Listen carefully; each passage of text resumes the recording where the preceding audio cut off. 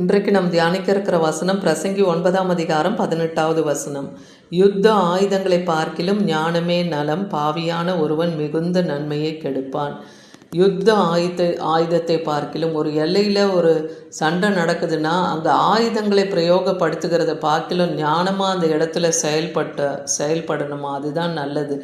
ஏன்னா பாவியான ஒரு மனுஷன் மிகுந்த நன்மையை கெடுத்து போட்டுருவான். அதனால் ஞானத்தை நாம் பிரயோகப்படுத்தணும். ஏன்னா ஒரு எல்லையில் ஒரு ஏழையின் ஞானம் அசட்டை பண்ணப்படுது.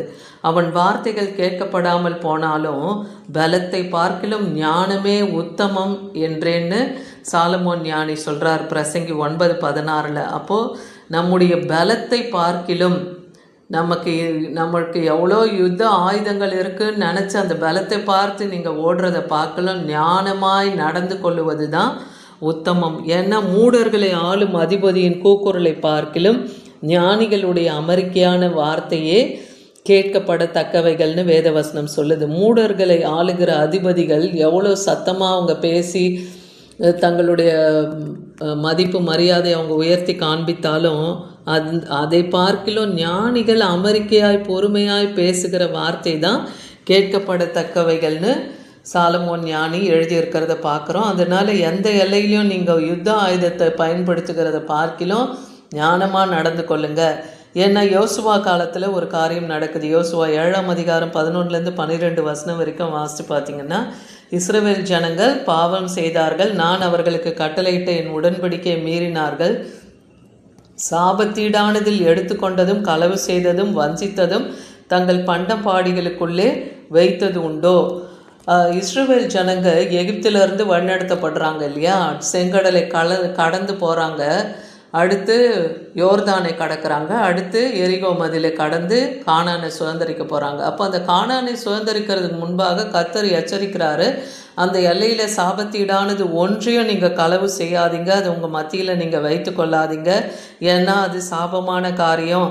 அப்படி நீங்கள் சாபத்தீடானது உங்கள் எல்லையில் நீங்கள் வைத்தீங்கன்னா நடுவிலிருந்து நான் நிக்கிரகம் சாபத்தீடானதை உங்கள் நடுவிலிருந்து நிக்கிரகம் பண்ணாவிட்டால், அப்படி நீங்கள் கொண்டு வந்து அதை எடுக்காமல் இருந்தீங்கன்னா இனி நான் உங்களோடு இருக்க மாட்டேன்னு சொல்லி கர்த்தர் யோசுவாவோடு பேசுகிறார். அப்போ அந்த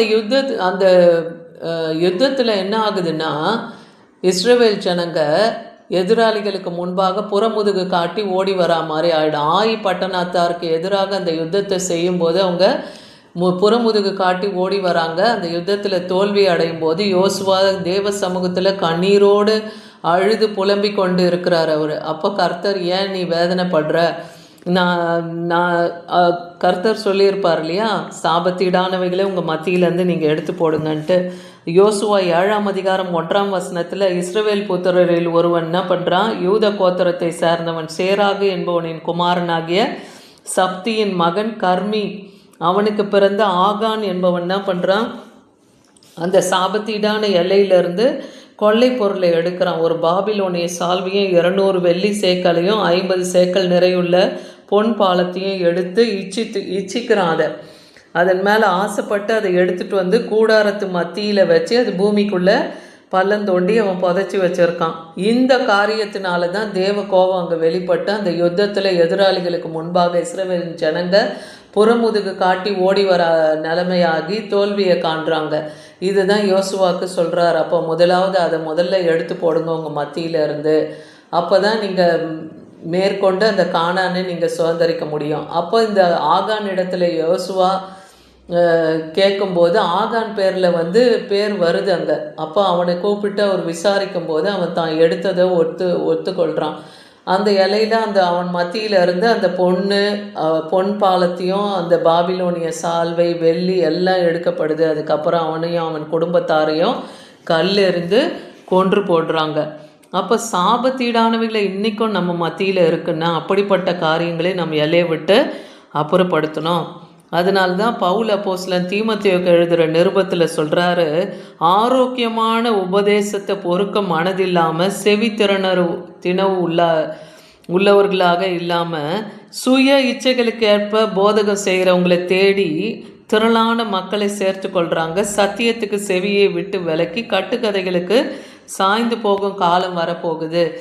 அப்போ சத்திய வசனத்துக்கு கீழ்ப்படியாமல் இச்சைகளுக்கு ஏற்ற தங்கள், அதாவது எப்படி ஆசீர்வாதமாக வாழணும், எப்படி பொன் பொருள் தேடுறதுக்கு எப்படி இருக்கணும் அப்படியெல்லாம் சொல்லி இன்றைக்கி அநேகர் வஞ்சித்து கள்ள போதகங்களை சொல்லி மக்களை இழுத்து கொண்டு இருக்காங்க இல்லையா. அப்படிப்பட்ட கட்டுக்கதைகளுக்கு ஜனங்க சாய்ந்து போகிற காலம் வரப்போகுது. அதனால் அப்படிப்பட்டவர்களுக்கு எச்சரிக்கையாயிரு. நீ சபைக்கு உபதேசம் பண்ணும்போது எப்படி உபதேசம் பண்ணணும்னு சொல்கிறாரு. 2 தீமோத்தேயு 16:18 சீர்கேடான வீண் பேச்சுக்கு விலகி இரு. அதே போல் கள்ள போதகர்களான அவர்கள் அதிக அவபக்தி உள்ளவர்களாக இருக்காங்க. அவங்க வார்த்தை எப்படி இருக்குன்னா அரிப்பிளவை போல இருக்குது. அது அரிப்பிளவை போல படரும். அரிப்பிளவை என்பது கேன்சர். அப்போ தவறான போதகம் ஒரு மனுஷனுக்குள்ள கேன்சர் போல பரவிடுன்றாரு. அதுதான் சொல்கிறார். இமெனேயும் பிலேத்துவும் அப்படிப்பட்டவங்க. அவங்க சத்தியத்தை விட்டு விலகி உயிர்த்தெழுதல் ஏற்கனவே நடந்தாயிற்று சொல்லி சிலரை வஞ்சித்து விசுவாசத்தை அவங்க கழுத்து போடுகிறவர்களாக இருந்தாங்க. அதை போல் பிரசங்கங்களை நீ செய்யாதபடிக்கு எச்சரிக்கையாக இரு அப்படின்னு சொல்கிறாரு. அதே போல் தீத்துவுக்கு எழுதுகிற நிருபத்திலும் பவுல் அப்போஸ்தலன் சொல்கிறாரு. தீத்து 1:10-11 அநேகர் விசேஷமாய் விருத்த சேதனம் உள்ளவர்களும் அடங்காதவர்களும் வீண் பேச்சு பேசுகிறவங்களும் மனதை மயக்குகிறவர்களுமாக இருக்காங்க. அப்படிப்பட்டவங்க வாயை அடக்க வேண்டும். அவர்கள் இழிவான ஆதாயத்துக்காக தகாதவைகளை உபதேசித்து முழு குடும்பங்களையும் கவிழ்த்து போடுறாங்க. அப்போ விசுவாச குடும்பத்தை எப்படி கவிழ்த்து போடுறாங்கன்னா, விருத்த சேதனம் இல்லாதவர்கள், அடங்காதவர்கள், வீண் பேச்சும் மனதை மயக்குகிறவர்கள், அதாவது இழிவான ஆதாயத்துக்கு பண ஆதாயத்துக்காக உபதேசித்து முழு குடும்பங்களை கெடுத்து போடுகிற உபதேசங்கள் நடக்குது. அதனால் அப்படிப்பட்ட உபதேசத்துக்கு சபையாரை எச்சரித்து இருக்கும்படியாக பவுல் அப்போஸ்தலன் உபதேசிக்க சொல்கிறார் தீத்துவினிடத்தில். அதே போல் 2 தீமோத்தேயு 3:8 பார்க்குறோம். எண்ணேயும் எம்பீரேயும் மோசேக்கு எதிராக எப்படி நின்றாங்க, அவங்க சத்தியத்துக்கு எதிர்த்து நின்றாங்க. அவங்க துர்புத்தி உள்ள மனுஷர்களாக இருந்து விசுவாசத்தின் பரீட்சைக்கு நிற்காமல் போனாங்க. மோசே காலத்துலேயும் அப்படிப்பட்டவங்க இருந்தாங்க. அதே போல் விசுவாசத்தின் பரீட்சைக்கு நம்ம நிற்கிறவங்க என்னதான் சோதனை வந்தாலும் நம்ம விசுவாசத்தில் உறுதியாக நிற்கும்போது கர்த்தர் நம்மை பாதுகாப்பார் இல்லையா. சோதிக்கப்படும் போது நாம் என்ன பண்ணோம், பொறுமையாக இருக்கணும், தேவ சமூகத்தில் காத்து இருக்கணும், கர்த்தர் சொல்லுகிறபடி நாம் நடக்கிறவர்களாக இருக்கணும். ஏன்னா எபிரேயர் 12:15-16 பார்க்குறோம். ஒருவனும் தேவனுடைய கிருபையை இழந்து போகக்கூடாது இல்லையா. கசப்பான வேர் முளைத்தெழும்பும் கலக்கம் உண்டாக்குகிறதுனாலையும் அநேகர் தீட்டுப்படாதபடிக்கு ஒருவனும் வேசிக்கல்லனாகவும் ஒருவேளை போஜனத்துக்காக தன் சேஷ்ட புத்திர பாகத்தை இழந்த ஏசாவை போல இராதபடிக்கு எச்சரிக்கையாக இருங்கன்னு சொல்லப்படுது. அதாவது சபைக்குள்ளே என்ன இருக்கக்கூடாது, நம்ம தேவ கிருபையை இழந்து போகக்கூடாது, கசப்பான வேர் எதுவும் நமக்குள்ளே முளைக்காதபடிக்கு கலக்கம் உண்டாகுகிறதுனாலே அநேகர் தீட்டுப்பட்டு போகாதபடி எச்சரிக்கையாக இருங்க. ஒருவேளை ஆகாரத்துக்காக எப்படி ஏசா யாக்கோபு இடத்துல தன் சேஷ்ட புத்திர பாகத்தை விற்று போட்டுருவான், அதை போல் நீங்கள் இல்லாதபடிக்கு அவனவனுக்குரிய பங்கு பாகத்தையும் அவனவனுக்கு கர்த்தர் கொடுத்துருக்கிற சிரேஷ்ட புத்திர பாகம் மாதிரி நம்ம எல்லாருக்குமே கொடுத்து வைத்திருப்பார். அதெல்லாம் நம்ம இழந்து போகாதபடிக்கு எச்சரிக்கையாக இருக்கணும். 2 தெசலோனிக்கர் 2:8-12 பார்க்குறோம். கர்த்தராகிய இயேசு தமது வல்லமையின் தூதனோடு ஜுவாலித்து எரிகிற அக்கினியோடும் வானத்திலிருந்து வெளிப்படும் போது அப்படியே ஆகும். அந்நாளில் பரிசுத்தவான்களின் மகிமைப்படத்தக்கவராயும் நீங்கள் எங்களுடைய சாட்சியை விசுவாசித்தபடியினால் உங்களிடத்திலும் விசுவாசிக்கிறவர்கள் எல்லோரிடத்திலும்